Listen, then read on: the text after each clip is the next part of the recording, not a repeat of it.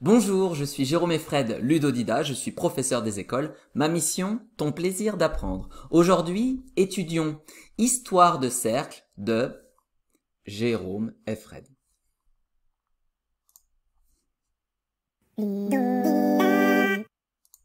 Voici les 5 étapes de notre apprentissage: la découverte, la compréhension, l'observation, la mémorisation et la révision. Étape 1, la découverte. Histoire de cercle. Un élégant géomètre, amoureux des grands diamètres, traversait la ville à vélo, un compas dans son sac à dos. Une simple bosse suffit à faire tomber le bel outil dont la pointe vint se planter dans un pneu bientôt dégonflé.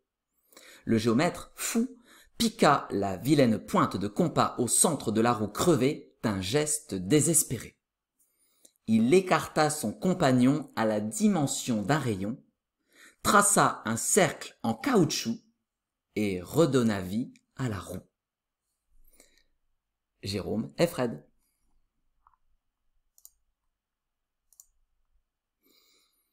Histoire de cercle. Un élégant géomètre, amoureux des grands diamètres, traversait la ville à vélo, un compas dans son sac à dos. Une simple bosse suffit à faire tomber le bel outil dont la pointe vint se planter dans un pneu bientôt dégonflé.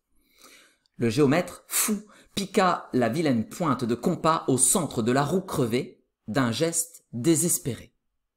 Il écarta son compagnon à la dimension d'un rayon, traça un cercle en caoutchouc et redonna vie à la roue. Jérôme Effred. Je t'invite à appuyer sur pause pour relire la poésie et essayer de la comprendre.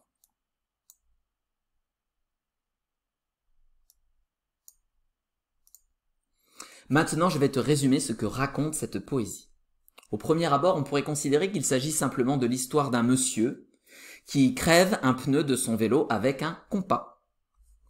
Puis, il semble réparer le pneu, toujours avec son compas, un peu par magie.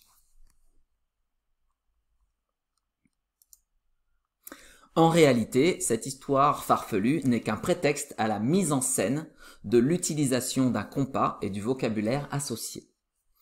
Ainsi, on retiendra que le centre du cercle, c'est là qu'on pique la pointe du compas, et que le rayon, c'est l'écartement du compas. Pour être bien clair, la leçon à retenir est la suivante. Le cercle, le centre du cercle, c'est là qu'on pique la pointe du compas. Le rayon du cercle, c'est l'écartement du compas. Le diamètre, on s'en fiche. Mais le rayon, c'est la moitié du diamètre.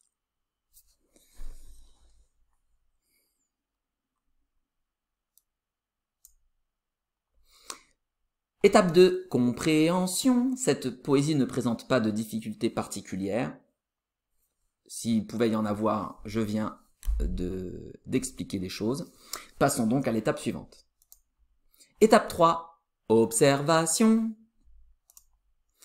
Ici, j'ai mis en couleur les rimes. Leur repérage facilite l'apprentissage. Je t'invite à appuyer sur pause pour dire à la suite les rimes de même couleur.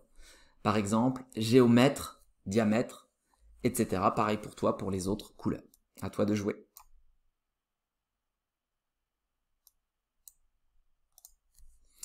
Étape 4, mémorisation. Pour mémoriser cette poésie partie par partie, je t'invite à regarder ma vidéo sur les différentes techniques de mémorisation.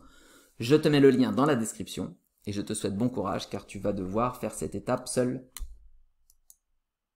Étape 5, la révision. Maintenant que tu connais la poésie, je t'invite à la réviser selon ce calendrier. Ce soir, dans 1 jour, dans 3 jours, dans 7 jours, puis 1 ou 2 fois par semaine. Si tu veux garder cette poésie en tête plus longtemps, tu peux la réviser dans 1 mois et dans 3 mois également. Félicitations, te voilà au bout de cette vidéo.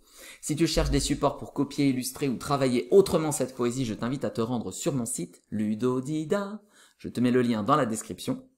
Si malgré tous mes efforts, il te reste des questions sur cette poésie, n'hésite pas à me laisser un commentaire ci-dessous. Tu pourras également me dire en commentaire si cette poésie t'a aidé pour comprendre comment bien utiliser ton compas et bien comprendre le vocabulaire qui va avec. Ce retour m'intéresse également. Si tu as trouvé ça inutile, dis-moi-le. Si tu as trouvé ça génial, dis-moi-le aussi. Ça me fera d'autant plus plaisir. Et maintenant, à toi de jouer.